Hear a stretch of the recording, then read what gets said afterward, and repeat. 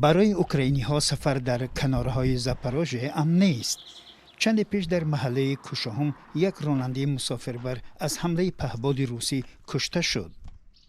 راننده نو به ایستگاه رسید که حمله شد. تمام در جایش مرد. راننده؟ بله.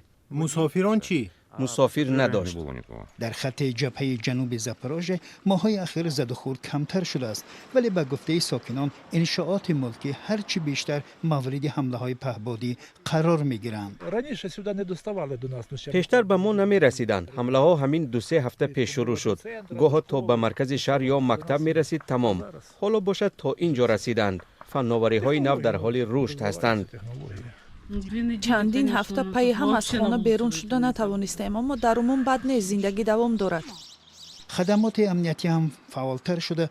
پلیس در راهها به مردم طرز حمایت از تهدیدهای امنیتی را شرح می‌دهد.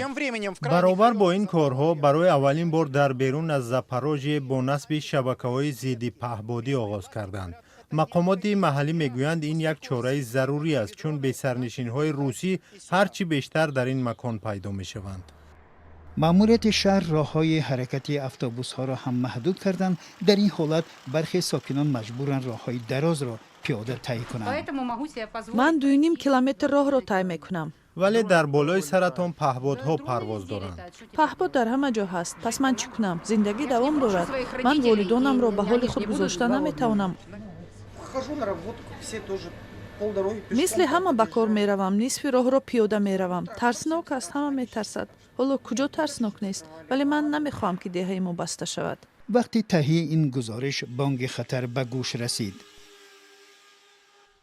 صدای پهپاد میآید و ما آن را میبینیم. با یک گلوله نارنجک انداز گذشت. یک ماشین را تعقیب کرد. در حالی که اوکراین حمله های پهپادیش را به درونتر خاک روسیه ادامه می‌دهد، قلمرو خود این کشور هم در برابر هجوم های بی سرنشین های روسی آسیب پذیر است. ساکنان در زاپاروژه هم با نظرداشت این تهدیدها زندگی همه روزی خود را پیش میبرند.